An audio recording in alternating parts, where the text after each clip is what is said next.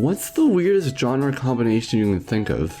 There are quite a lot of interesting ones, but I bet almost no one ever even considered combining the genre metroidvania with pinball. That is, until the game Yoku's Island Express was released. A super chill pinball metroidvania game that works surprisingly well. So let's see what it has to offer. When we start the game, we see a beetle riding on some type of ball through the ocean. He eventually reaches land and we start the game. We're told that we're here to replace the current mailman and that we need to deliver a message to the town. And that's all the story we get for a while. The story isn't exactly forefront on this though. The core of the game is pinball, of course. So let's touch on that. Even though most people understand how to play pinball, the game still does an amazing job of slowly introducing the mechanics before you do any sort of challenge. And the first few areas explain some simple concepts without getting in your face. This game does an amazing job at show don't tell tutorials. When the game does pick up, it definitely delivers, with constantly adding new and interesting mechanics and with really fun setups for areas, with none of them overstaying their welcome.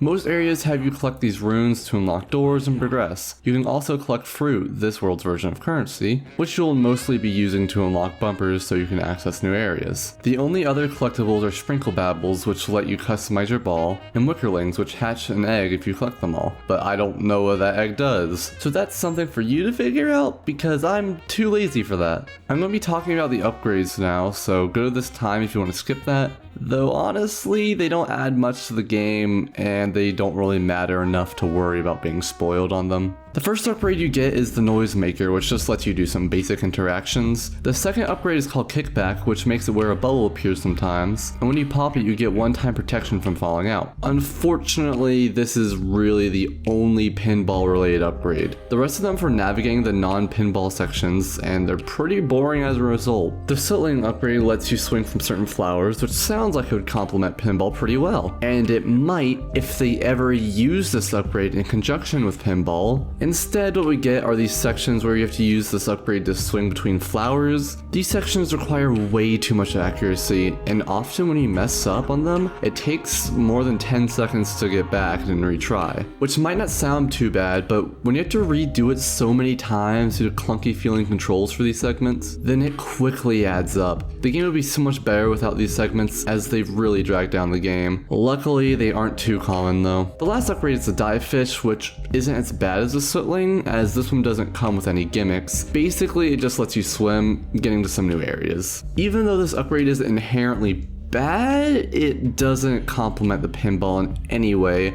making it add almost nothing to the game. If they were to make a sequel, this is easily the main part that needs to be improved. As for me personally, the best part of a Metroidvania is getting skills that let you traverse your environment quicker and easier, all while improving the game by adding new mechanics that contribute to the core experience. With Yoku though, there's really only one upgrade in the game that has anything to do with the core gameplay, and it's not by much, with the rest of the upgrades barely affecting the game or actively making it worse. And you can make the argument that they just wanted to focus on the gameplay itself rather than any upgrades, but that isn't really a good excuse for never feeling any type of progression in the way of upgrades. But I did go in mostly blind to this game, so maybe if I knew about this beforehand, it wouldn't have bothered me so much. Even if you don't enjoy the gameplay itself a ton, then you have to admit it looks absolutely beautiful. I was immediately in awe as soon as I started the game. The art is breathtaking, it stays that way throughout the entire experience. The hand-painted aesthetic really complements the laid-back tone of the entire game and the natural-looking environments. The art also goes really well with the chilled-back music.